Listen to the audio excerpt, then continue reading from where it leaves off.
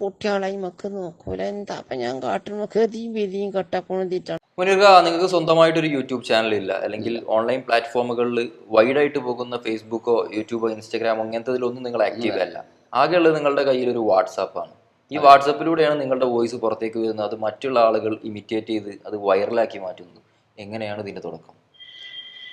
ഇതിൻ്റെ തുടക്കം ഞാൻ പ്രവാസിയാണ്. 24 വർഷമായിട്ട് പ്രവാസ ലോകത്താണ്.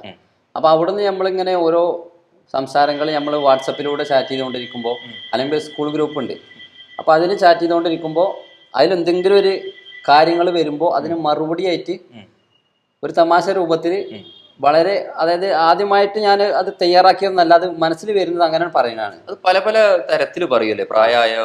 അതെ, അതിപ്പോ അതൊരു സൗദിയാണ് ആ സമയത്ത്. അതിന്റെ ഒരു സൗദിന്റെ ഒരു ആവശ്യം അവിടെ വരുന്നെങ്കിൽ സൗദി പറയുന്ന പോലെ പറയും.